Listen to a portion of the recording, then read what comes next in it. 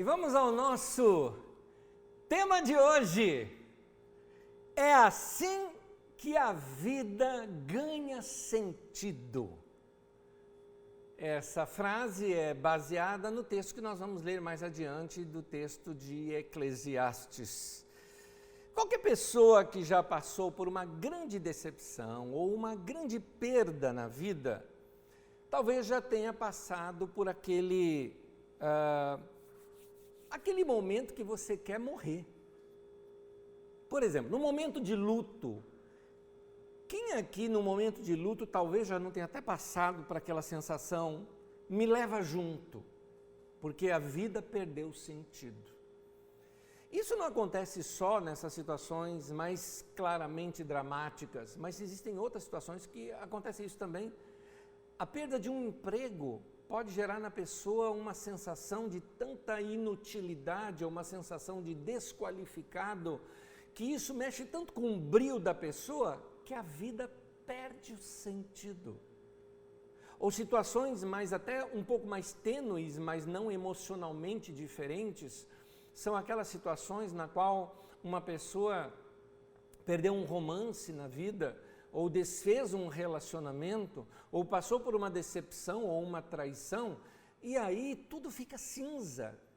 As coisas perdem as cores, as músicas parecem não ter efeito no coração, e aí você tem aquela vontade de reiniciar a vida. Quando eu falo reiniciar a vida, eu não estou falando de suicídio.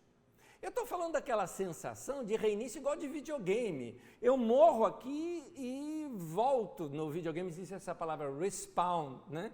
Você dá um respawn no outro lugar, você aparece no outro lugar com uma nova chance de fazer tudo diferente novamente. Só que a vida não é assim. Por isso a vontade que fica na gente é um morrer que eu diria assim, como dizia minha avó, não é um morrer morrido, né? É um outro tipo de morrer que a gente pensa, que é dormir. Quem fala isso é Rubem Alves. Rubem Alves, numa das suas colocações, ele fala que às vezes a pessoa ela tem aquela vontade de dormir. Por que a vontade de dormir? Porque dormir, você não está acabando com a vida, mas você vai apagar tudo, dá licença, eu quero apagar, quero me desligar, para depois abrir os olhos para um novo dia, para um novo momento. O texto que nós vamos estudar hoje é um texto de Eclesiastes. Aliás, o livro de Eclesiastes eu acho um livro fantástico. Confesso para você, um dos meus textos preferidos nas Escrituras Sagradas. Ela é a pregação de um pregador no final da vida. Aliás, a palavra Eclesiastes significa isso, né? É um proclamador, é um pregador, ele está pregando para a vida. É um sábio que escreveu esse texto, talvez no século 2 ou 3 antes de Cristo, no qual ele retrata a sabedoria de Salomão acumulada em todo esse tempo dentro da tradição de Israel, e ele pega esse texto como sendo o próprio Salomão e traz, baseado na vida e na experiência e na sabedoria de Salomão, um texto muito claro para os seus dias, para os nossos também. Lembrando que ali, quando você pega o século II e III, você vai ter aqueles conflitos, por exemplo, do povo de Judá, com as pressões que tiveram dos Seleucidas, dos gregos sobre eles, fazendo com que pessoas perdessem, alguns deles perdiam suas propriedades, outros morriam por causa de enfrentamentos, e a vida estava ficando sem graça, e ele pega nesse caos da vida e mostra alguém que no final da vida faz uma análise, afinal de contas, do que é a vida? O que vale a vida? E para que a vida? No pensamento dos hebreus era interessante, porque os hebreus pensavam da seguinte forma: a vida acaba aqui. Você pode notar nos textos hebraicos, você tem assim, se você estuda na escola de ministérios com a gente, aí abre um parênteses aqui. Toda terça-feira nós estudamos a Bíblia juntos. Nós já estamos no Novo Testamento, mas se você não estudou o Antigo Testamento, neste canal está disponível com o nome Didaquê. Assista ali, você vai ver como interpretar as Escrituras Sagradas e a nossa famosa linha do tempo. Você tem então os textos hebraicos, os textos judaicos, os textos do judaísmo tardio e os textos cristãos. Então, nessa linha do tempo, quando você volta lá atrás nos textos hebraicos, No hebraísmo, você não tem essa concepção de céu e inferno. Para eles, a vida acabava aqui mesmo e viver era uma bênção. Morrer era o seu espírito voltar para Deus, você está em Deus. O pó volte à terra e o espírito volte a Deus que o deu. Por isso eles valorizavam a vida como se tudo o que acontecesse na vida seria aqui mesmo. Toda experiência que você pudesse ter experiência com Deus seria aqui em vida. Então eles fazem a vida se tornar com muito mais valor. No cristianismo é interessante, o cristianismo não nega isso, ele aproveita isso, ele valoriza a vida. A vida é importante, mas o cristianismo nos mostra uma coisa, um acréscimo muito interessante, a esperança da ressurreição e de uma vida eterna com Deus. Isso é maravilhoso dentro dos escritos cristãos. Mas isso não nega a realidade de que a vida é importante. Você pode notar que até pessoas cristãs que andavam com Deus não queriam morrer. Você vê isso em Paulo apóstolo, quando ele fala ali para os filipenses que eu quero muito partir e estar com Cristo, que é incomparavelmente melhor, mas para o bem do ministério, da igreja e pelos irmãos, eu prefiro continuar em vida, tudo mais. Eu sempre falo assim, tá aí, Paulão. Quando estiver no céu, eu vou falar, você também não queria morrer, não, né? Até quem vai para o céu não quer morrer. Porque a gente gosta da vida, a gente é ensinado isso na nossa vida cristã, a valorizar a vida. O texto que vamos ler, o pregador, Eclesiastes, o pregador, ele começa a refletir, o grande sábio, sobre algumas coisas chatas da vida, que fazem a vida ficar vazia e aparentemente não ter sentido na vida. E depois ele nos deixa alguns conselhos de como tornar esta mesma vida chata e sem sentido numa vida gostosa, com sentido e interessante. Ele vai mostrar que a sabedoria nos leva a aprender a viver. Como diz um antigo cântico, é preciso saber viver. Texto de Eclesiastes, no capítulo 9, versículo 1 ao versículo 12. O texto longo, por favor, acompanhe essa leitura comigo atento, ele diz assim: refleti nisso tudo e cheguei à conclusão de que os justos e os sábios e aquilo que eles fazem está nas mãos de Deus. O que os espera, seja amor ou ódio, ninguém sabe. Todos partilham um destino comum, o justo e o ímpio, o bom e o mal, o puro e o impuro, o que oferece sacrifício e o que não os oferece. Ou seja, ele está dizendo todo mundo morre e vai para a sepultura, seja bom ou mal, puro ou ímpio, né? Continuando. O que acontece com o homem bom, acontece com o pecador.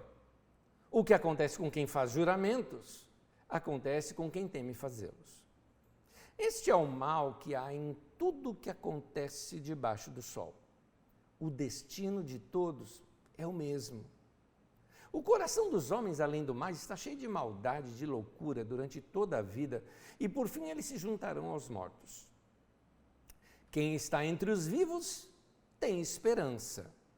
Até um cachorro vivo é melhor do que um leão morto. O cachorro naquele tempo era um animal desprezível e o leão um animal valorizado. E ele fala, até um cachorro vivo é melhor do que um leão morto.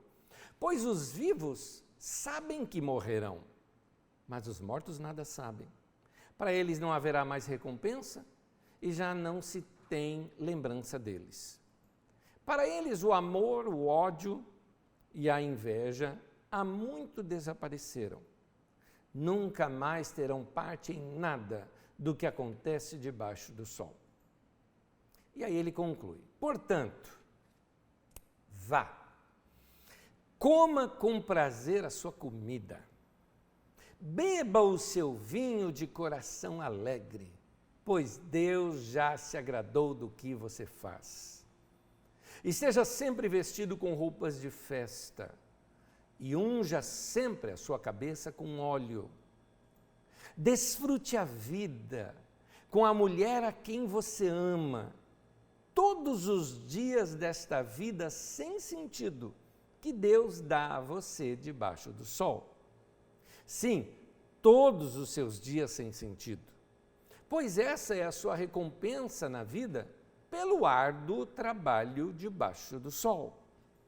O que as suas mãos tiverem que fazer, que o façam com toda a sua força, pois na sepultura, para onde você vai, não haverá nem planejamento, não há conhecimento, nem sabedoria. Não há atividade nem planejamento, não há conhecimento e nem sabedoria. Percebi outra coisa debaixo do sol. Os velozes nem sempre vencem a corrida. Os fortes nem sempre triunfam na guerra. Os sábios nem sempre têm comida. Os prudentes nem sempre são ricos. Os instruídos nem sempre têm prestígio, pois o tempo e o acaso afetam a todos. Importante esse trecho, eu repito. Pois o tempo e o acaso afetam a todos. Além do mais, ninguém sabe quando virá a sua hora. Assim como os peixes são apanhados numa rede fatal e os pássaros são pegos numa armadilha, também os homens são enredados pelo tempo de desgraça que cai inesperadamente sobre eles. Até aí. Algumas conclusões no texto que são até chatas para a gente ouvir. Por exemplo, nem sempre o que a gente espera acontece. É o que o texto está dizendo. Nem sempre o melhor é o que ganha.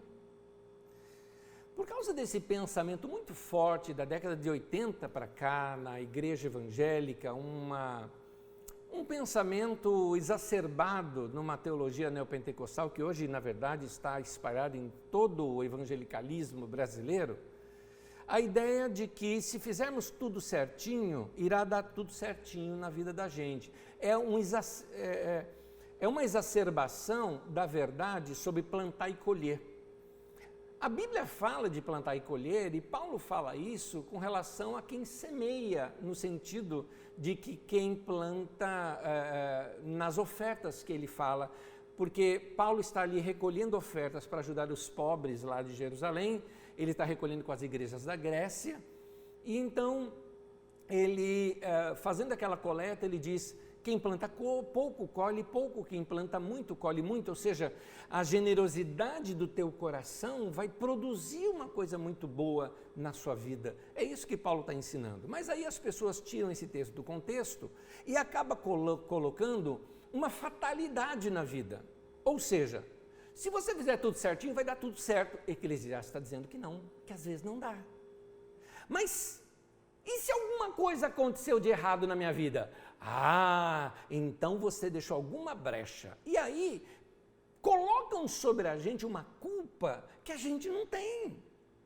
Porque a Bíblia fala que o tempo e o acaso vem sobre a vida de todos.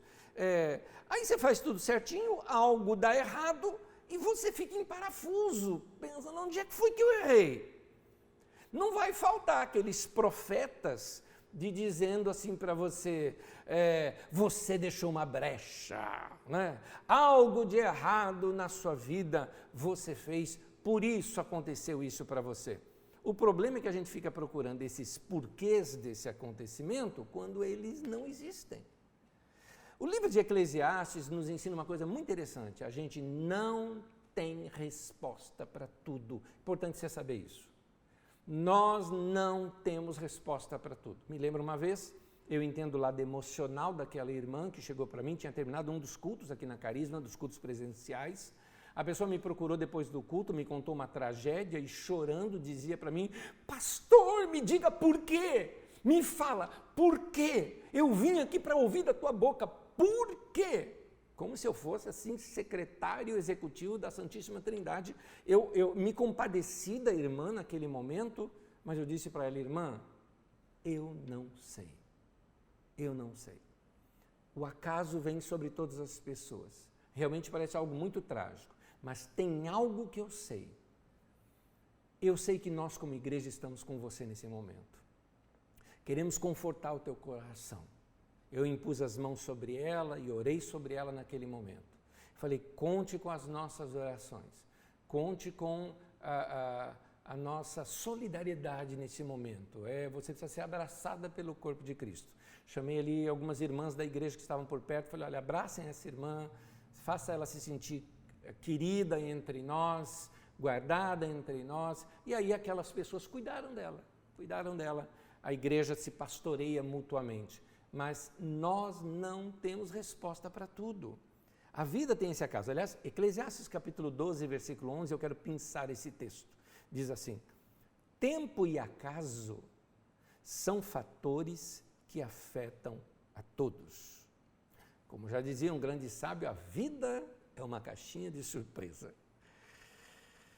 Por que você pegou uma doença se você levava uma vida toda certinha? Antes dessa ministração, nós tivemos uma entrevista que você vai poder encontrá-la aqui neste nosso canal. Eu entrevistei um pastor querido, pastor aqui da nossa comunidade, Rui Luiz Rodrigues, que enfrentou câncer. E aí alguém pode pensar, puxa, mas um homem dedicado ao evangelho, pregador, desde os seus 12 anos de idade servindo o Senhor, por quê?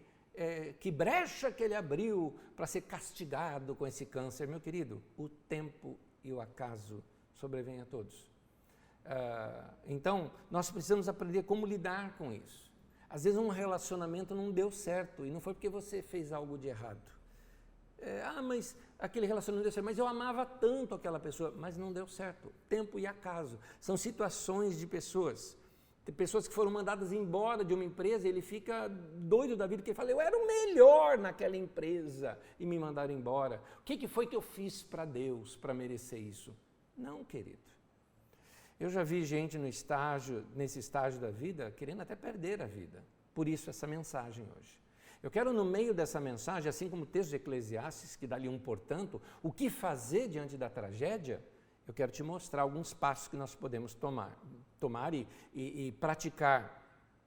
Vamos dizer assim, para desmontar esse monstro que você construiu na sua cabeça, se julgando culpado, o texto de Eclesiastes vem com algumas argumentações lógicas. É interessante, nossa mente tem aqui o lado emocional, mas nós temos também o lado lógico. E quando nós somos tomados e dominados pelas nossas emoções, um pouco de lógica ajuda.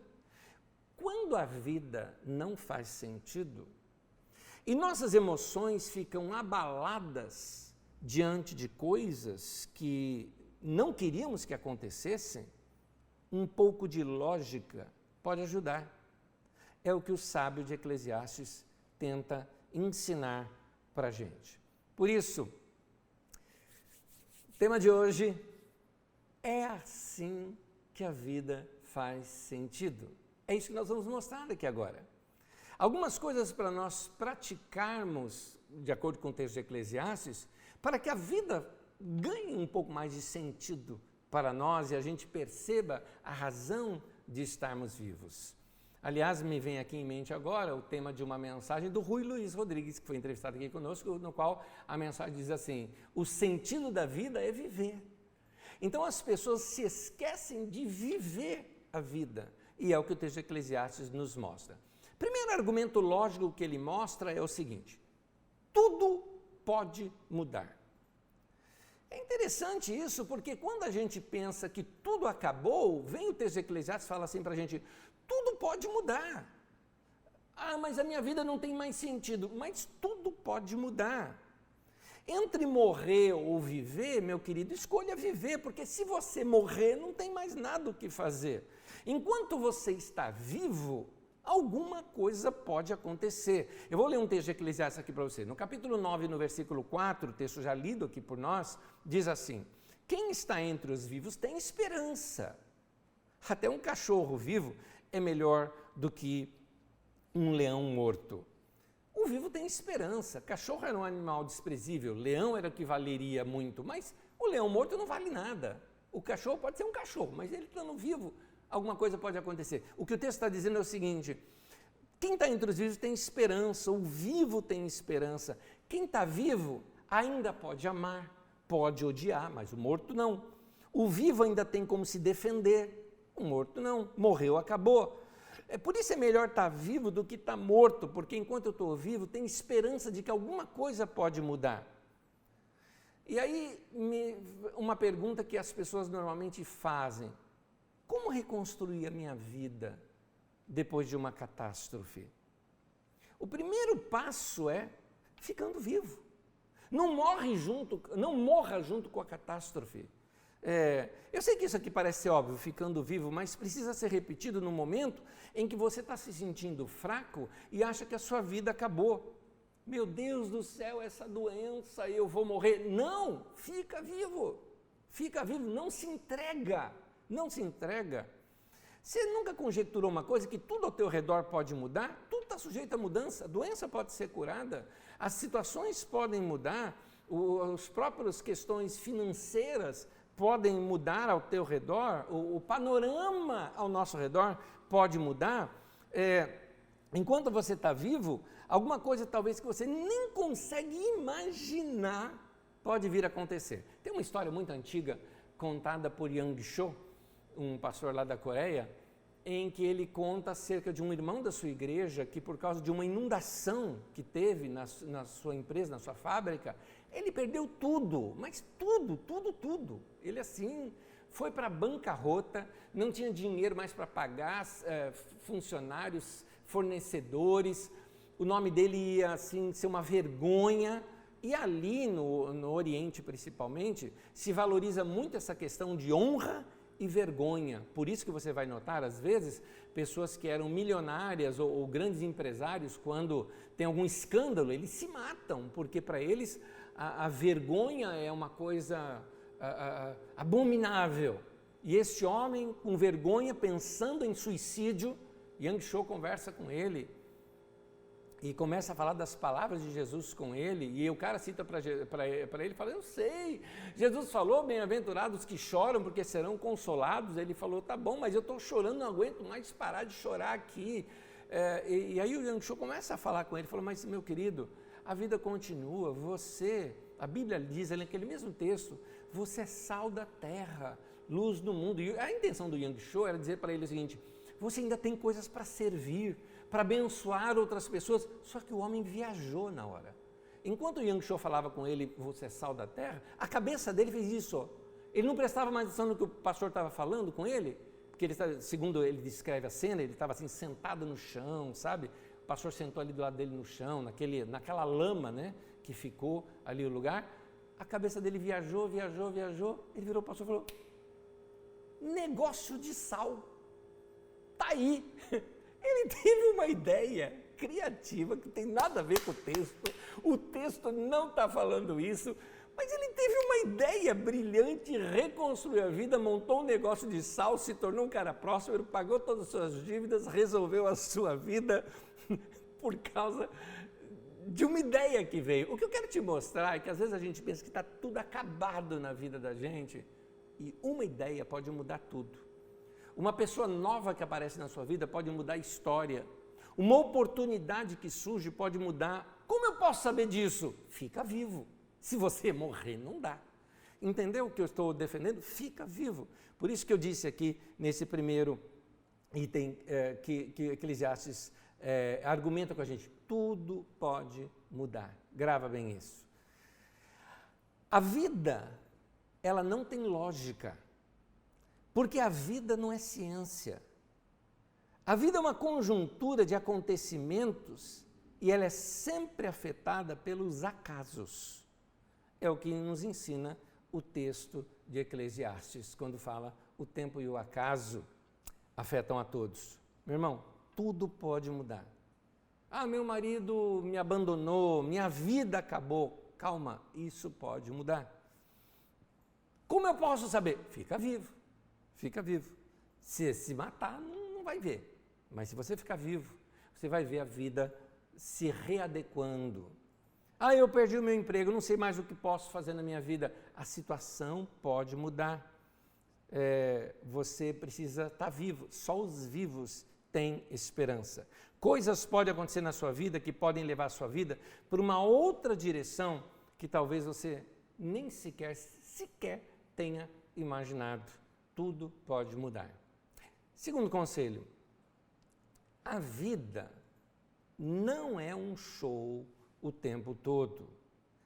A vida não é um grande show o tempo todo. A vida, meu querido, ela não é feita só de ocasiões grandes. Esse é um mal da nossa geração. O mal da nossa geração é que você tem que estar abafando o tempo todo. Sabe, é coisa nossa, são culturas que nós pegamos até das redes sociais. Você acha que toda postagem sua tem que ter milhões de views. Você acha que aquele dia que você se arrumou para sair, que tem que ser elogiado por todo mundo. Você acha que o seu trabalho tem que ser aquele que você fala, eu sou tal coisa, eu faço tal coisa, e todo mundo, uau, que legal, que sucesso. Eu quero te dizer, a vida não é um grande show. A vida não é isso. Existem acontecimentos emocionantes na vida da gente, sim, mas eles são pontuais, são momentâneos, são emocionais, são temporais, são muito bons, mas são efêmeros, eles desvanecem. Tem momentos na vida da gente que são marcantes, são históricos. Quando você se lembra de alguma coisa, você se lembra o dia da sua formatura, o dia do casamento, o dia do nascimento de um filho, ou até outras situações bem mais efêmeras, como um filme marcante, um culto que você foi, um cântico que mexeu com você e te trouxe uma forte emoção, mas nem todos os dias são assim, e você não anda 24 horas por dia assim. O que Eclesiastes nos ensina? Nos ensina o seguinte, vou colocar aqui agora na minha linguagem, existem dias que serão sem graça. Se você não der um brilho para eles, é você quem tem que colorir o seu dia com alguma coisa legal que você faça nele. É isso. É você que tem que dar cor. Olha o texto de Eclesiastes nos fala. Eclesiastes no capítulo 9, no versículo 7, diz assim, portanto vá, coma, olha aí as palavras sublinhadas, com prazer a sua comida, beba o seu vinho de coração alegre, pois Deus já se agradou do que você faz. Perceba como é que Deus quer que a gente viva a nossa vida. Ele fala, coma e beba com prazer. Aqui não é nenhum incentivo à glutonaria ou à embriaguez, mas é um incentivo para você sentir prazer na vida. Porque esses outros prazeres de um grande evento, eles são raros. Eles são de tempo em tempo, acontecem na vida da gente.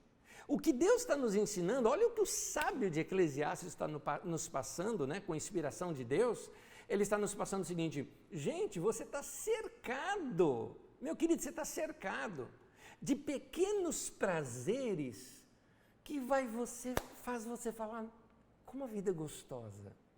Você tem comida aí do teu lado, você tem bebidas que te dão aquele sabor. Hoje no vinho da ceia, eu tomei assim, eu vou confessar uma coisa para vocês, o Rui tomou a ceia aqui, ele falou, que coisa gostosa, que queria tomar mais, acabou com a nossa garrafa aqui depois, tá, do nosso suco de uva aqui. Então, é uma delícia, são sabores da vida, então você precisa curtir esses sabores, e até planejar melhor esses momentos, porque são momentos raros, pequenos.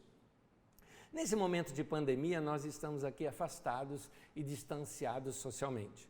Quando não nesse momento, nós aqui do nosso escritório, aqui da Carisma, há um momento do dia em que a gente chega assim e fala para todo mundo, pessoal, pausa, tomar um café. Todo mundo para e vamos tomar um café. E naquele café a gente sente ali o cheirinho, sente os sabores, um bom bate-papo, a gente curte o momento, porque é momento único, ele vai passar, mas é uma alegria que está ali para a gente, não é? É uma alegria barata, não é? Não é um grande evento, um grande musical que você vai gastar horrores para poder ir lá, não, esse daqui está no dia a dia, então a gente sente aquele aroma, aquele cheirinho gostoso. Aliás, me permita, tá? A gente faz aqui nesse nosso modo muito brasileiro. Brasileiro, quando a gente fala assim, vamos tomar um cafezinho, o que a gente quer dizer na verdade? Vamos sentar, vamos bater papo, vamos contar da vida. É isso.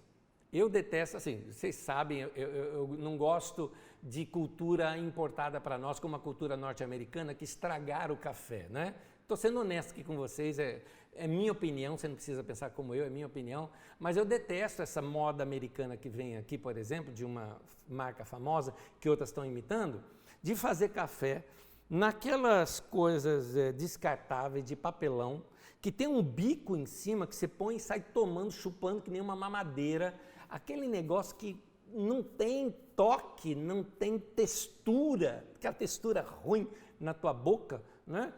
Aquilo não é cafezinho, gente. Cafezinho é na xicrinha, gostosa, numa caneca cheia, gostosa, né? Num bom bate-papo, porque também tomar café sozinho é meio chato. Café tem que ter companhia, a gente tem que estar junto. O que eu estou querendo te mostrar é que nós podemos tornar o nosso momento mais gostoso.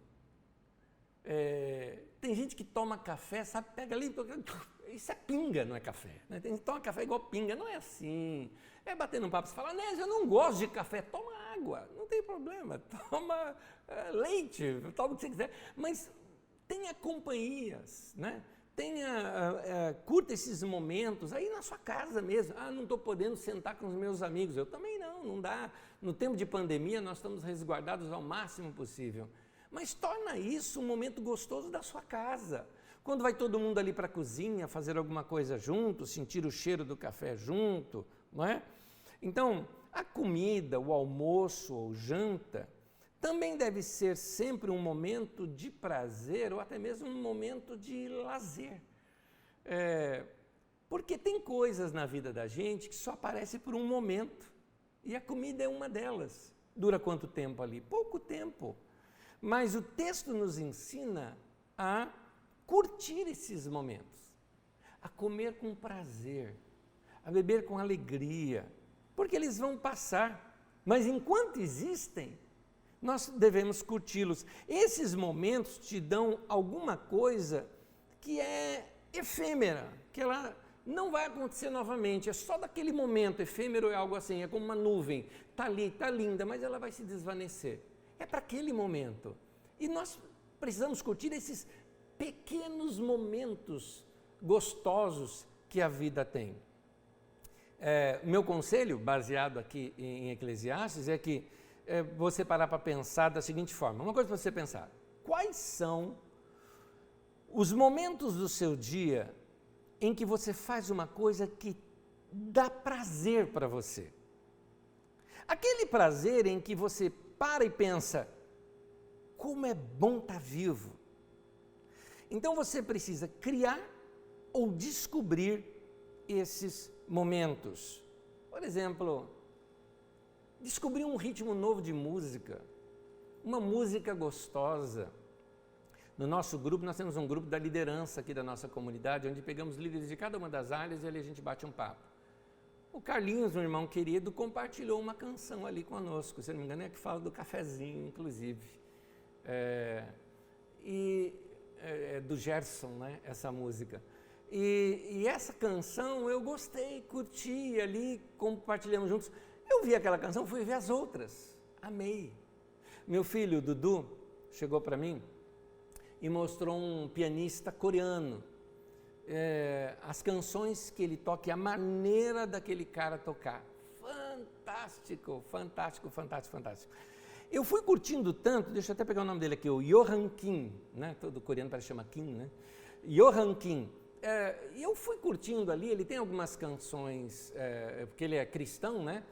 Ele tem uns remakes de cânticos cristãos que são fantásticos, fantásticos. Ontem à noite eu saí para caminhar um pouco, ali onde dava para caminhar, sem contato com pessoas. Passei uma boa parte batendo papo com meu amigo Rui, ali ao telefone. E depois ouvindo músicas do Johan Kim. Que coisa gostosa, aquela caminhada toda numa noite gostosa, ouvindo canções. Meu querido, descubra músicas que você gosta. Faça uma playlist nova. Deixa aquelas músicas mexerem com você. É nisso que torna a vida mais gostosa.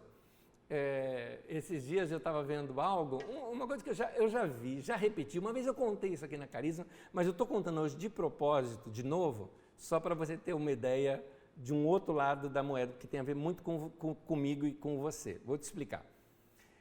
Eu gosto muito de religião. Gosto, essa é a minha área. Eu gosto de ver outras religiões. E eu estava vendo grupos de muçulmanos da Chechênia, e eles têm uma prática religiosa deles, que é uma canção, em que fica lá o cara cantando daquela maneira, e todos os homens, são só os homens, e ali batem palma, tal, em círculo, e daqui a pouco com aqueles sons guturais de e começam a andar e correm em círculo, e eles correm em círculo, eles vão até a exaustão. Para eles aquele é um culto a Alá, não é? Alá é Jeová, é o mesmo Deus, eles creem no mesmo Deus que a gente. Então é um culto a Jeová, um culto a Alá. Jeová é o nome que os hebreus dão, Alá é o nome que os árabes dão, a Jeová. Então um é dos descendentes de Ismael, o outro dos descendentes de Isaac, não tem diferença.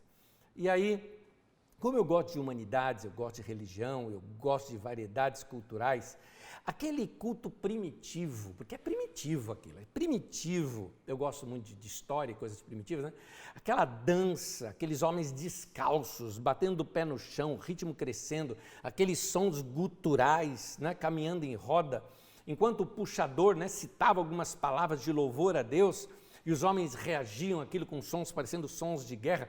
Para mim aquilo foi tão fascinante, e eu achei o máximo. Agora, há anos atrás eu vi isso, mostrei para algumas pessoas, falei, meu, olha isso daqui, a pessoa, legal, legal. Ninguém se empolgava como eu me empolguei com aquilo, ninguém se empolgava. Então eu percebi o seguinte, quer saber de uma coisa? Esse é meu gosto, são as coisas que eu gosto de ver. Eu me lembro de uma apresentação que eu vi, de uma orquestra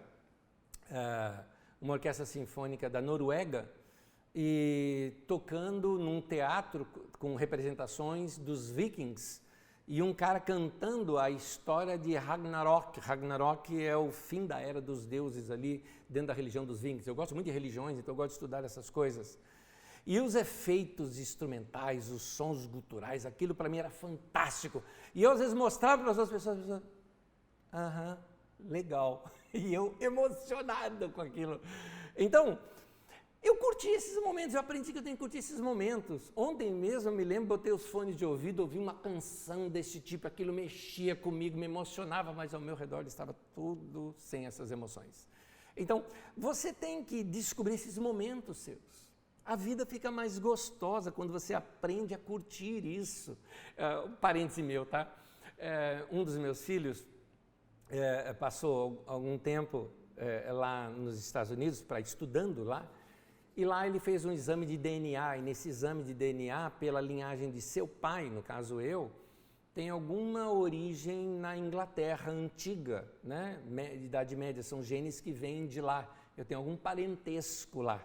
E normalmente as pessoas pensam, né? Eu era um cavaleiro, né? Um príncipe, um rei. Eu não, né? Um antepassado meu, né? Não estou falando que eu, não estou falando aqui de como é que chama aquele negócio que a pessoa morre e nasce de novo? Vidas passadas, né? Não estou falando disso, não. Estou falando de antepassados meus. E aí eu falo o seguinte, não que nada, eu acho que eu era um cara revoltoso contra a monarquia, por isso que eu não gosto de monarquia até hoje, eu detesto essas luxúrias da monarquia. E eu era contra tudo isso e devo ter sido morto em fogueira, né? Mas agora, estudando a história dos nórdicos e das invasões ali na Inglaterra, eu acho que eu tinha um antepassado viking, por isso que eu gosto dessas coisas dessa maneira. Isso é coisa minha. Mas, gente, eu estou curtindo a vida. Eu estou curtindo a vida no meio de tudo isso. Eu uso isso para me aliviar das tragédias dos nossos dias. Lá em casa, a gente fica muito conectado.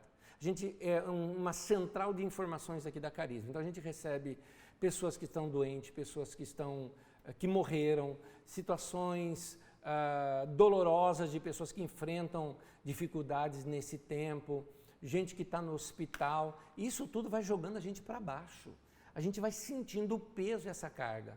De tempo em tempo, a gente tem que parar tudo e ter esse tempo de lazer, que é como se você puxasse o pininho da panela de pressão para dar algum alívio na vida. Então eu busco esses alívios, eu busco dessa maneira tornar minha alma mais leve e a vida mais leve. É o que o texto de Eclesiastes está dizendo. A vida nos causa surpresa, a vida tem catástrofes, mas quando você for comer, coma com prazer. Quando você for tomar algo, sinta os sabores daquilo, porque Deus se agradou de você e quer que você se agrade experimentando esses detalhes da vida. Fica aqui o meu conselho para você, pensa nisso, a vida é curta. Curta os momentos pequenos que ela te oferece, momentos efêmeros. Vão desvanecer como nuvens. São para serem vividos e curtidos. É assim, olha o tema de hoje, é assim que a vida ganha sentido. Então, curta esses momentos. Curta a sua cama. É uma delícia. Se joga na cama, deita, dorme. Por isso que a cama tem que ser gostosa, né? A cama, o travesseiro, esses lugares têm que ser gostosos. Curta um abraço de quem você ama. Quando abraçar, segura, sabe? Hoje a gente está tão carente de abraço, né? Então, a hora que tem uma oportunidade, curta. Hoje a gente está com tanta tristeza, com tanta tragédia, que, meu querido, a hora que vier um riso, ria. Se entregue àquele riso, solte o riso. Você precisa puxar o pininho da panela de pressão. Muitas vezes, nossa vida é chata porque nós a tornamos chata. Na minha opinião, é isso que o texto de Eclesiastes quer nos passar. Ele não vê sentido na vida, ele vê que a vida vai passar mesmo e que tragédias acontecem com todos. No entanto, estamos vivos. Enquanto nós estamos vivos, temos que ter esperança. E nessa esperança, vamos viver esses pequenos momentos que a vida nos oferece. Você precisa curtir mais a sua casa. Deixar, já que ultimamente a gente tem quase que viver dentro da casa, não é? Alguns têm que trabalhar dentro de casa. Então, torne esse ambiente um ambiente gostoso e agradável. Eclesiastes capítulo 9, versículo 8, o texto diz assim: esteja sempre vestido com roupas de festa e unja sempre a sua cabeça com óleo. O que o texto está mostrando é porque naquele tempo se usava o óleo exatamente para dar um bom penteado, né, aos seus cabelos. O que o texto aqui está dizendo para os nossos dias é assim: veste uma roupinha legal quando você for sair, né? Arruma o cabelo, não saia desgrenhado, não é? Se vista. Às vezes eu tenho que ir só até uma portaria ali, vou me vestir, não vou de qualquer jeito.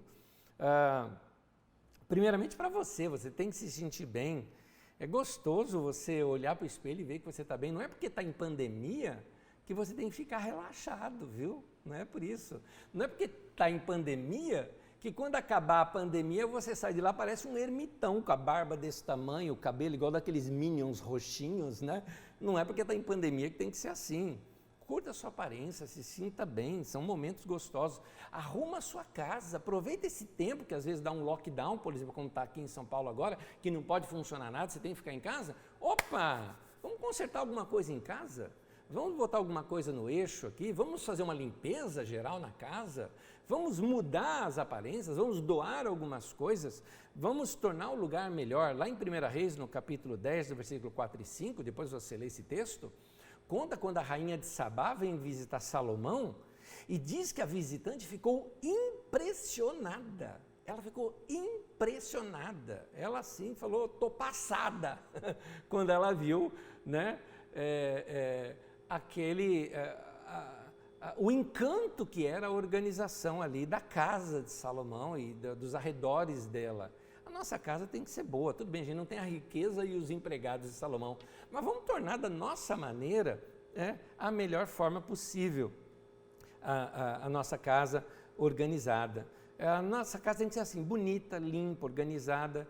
Isso faz o quê? Dá gosto na vida. A vida é gostosa. Não é gostoso o cheiro de casa limpa? Não é gostoso o cheiro de banho tomado? Banho, tá aí, ó, na pandemia. Não esquece desse detalhe, isso é uma coisa interessante. Legal, banho, tá? Na pandemia. Faz bem. São essas pequenas coisas que o texto de Eclesiastes está nos ensinando. É assim que a vida ganha sentido. Um outro conselho de Eclesiastes para te dar sentido na vida é o seguinte: curta quem você ama. Tenha mais tempo de qualidade com as pessoas que você ama. A vida passa rápido, querido. Os filhos crescem, se casam, vão embora. E aí nós não podemos depois ficar se lamentando, Por que não brincamos o suficientemente com eles? As pessoas que nós amamos morrem. E aí eu não quero parecer dramático demais nisso, mas nós precisamos nos acordar para uma coisa importante. A vida é curta. A vida é curta. Mas, Anésio, na pandemia eu não estou conseguindo ver quem eu amo. Faça alguma coisa para se aproximar. Eu, por exemplo, estou com muita saudade, por exemplo, do meu irmão, da minha irmã. Tenho saudade deles, eu gosto demais deles. Mas tempos atrás ligamos ali o vídeo e ficamos nos vendo. Nessa semana bati um papo com a minha irmã, por recados mesmo. Mas isso nos aproxima de alguma maneira, porque a gente tem que curtir essas pessoas que nós amamos e que estão ali ao nosso redor. Eclesiastes 9:9 diz assim: desfrute a vida com a mulher a quem você ama, todos os dias desta vida sem sentido que Deus dá a você debaixo do sol. Sim, todos os seus dias sem sentido, pois essa é a sua recompensa da vida pelo árduo trabalho debaixo do sol. Ou seja, para que você trabalha? Você trabalha para isso, para juntar dinheiro e gastar esse dinheiro com essas pessoas que você ama.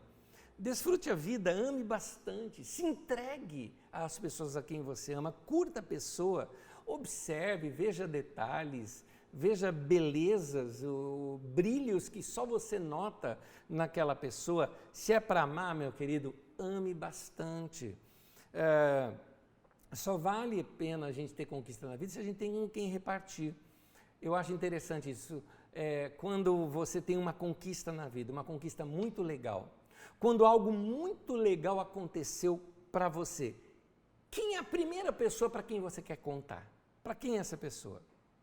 E quem são os próximos que você gostaria de contar isso?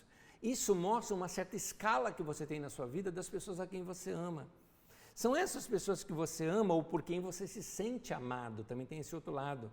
Eu conto porque a pessoa me dá importância, valoriza, então isso faz a vida ganhar mais sentido.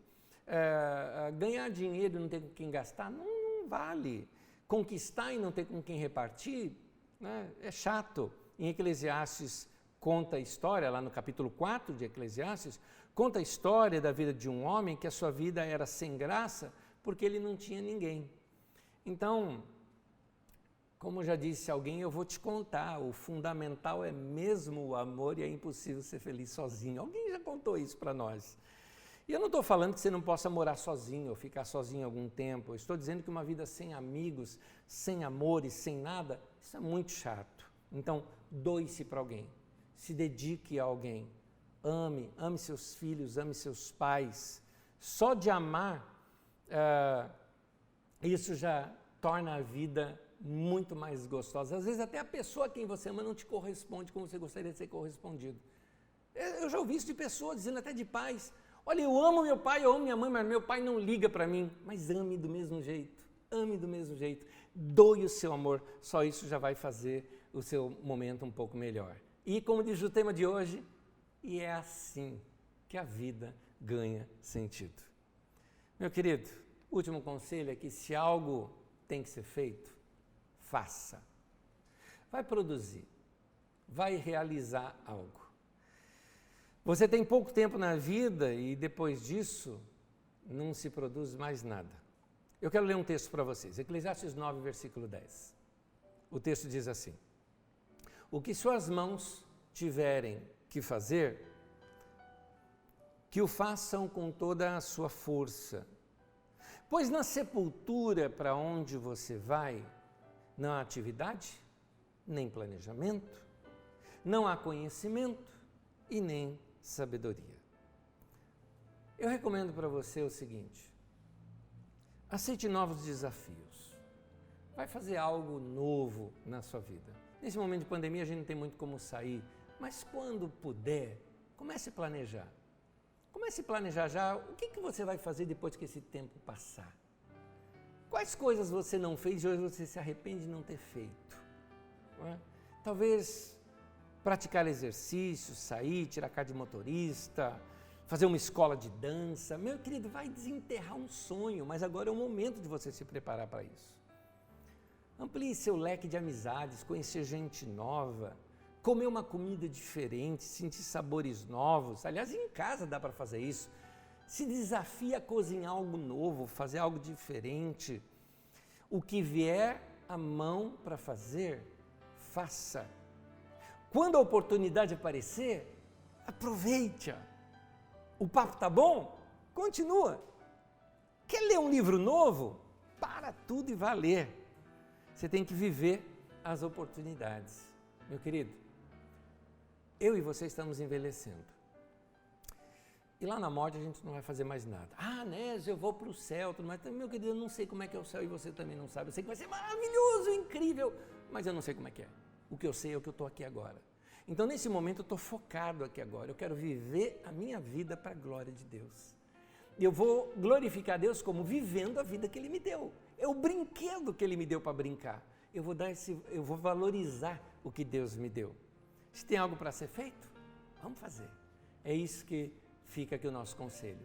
Então, quando a vida perde o sentido, quando você acha que a vida não tem mais sentido, está na hora de você valorizar essas pequenas coisas e vão dar um grande sentido na sua vida. Que essa semana seja diferente para você. Que hoje já seja um dia diferente. Ao comer hoje, sinta os sabores. Ao tomar algo, tome com gosto. Ao ouvir uma canção, se envolva nela. Um bate-papo surgiu, prolongue. Para tudo e ler um livro, que delícia! Seja o que for que você vá fazer, curta a vida, foi Deus que deu para você. Glorifique a Deus, vivendo bem a sua vida. Como diz o tema de hoje, e é assim que a vida ganha sentido. Oremos. Senhor, te entregamos a nossa vida, te entregamos o nosso coração, te entregamos tudo o que nós temos e tudo que nós somos. E nós aceitamos esse desafio de viver a vida que o Senhor nos deu. Te peço que o Senhor console os corações que estão feridos, mas ajude-os, ó Deus, a se levantar e olhar a vida com outros olhos e ver que tem esperança ainda na vida, que coisas boas ainda podem acontecer. Fortaleça a vida dos meus irmãos e irmãs. Que o Senhor nos dê uma semana de paz. Em nome de Jesus. Amém. Amém e amém.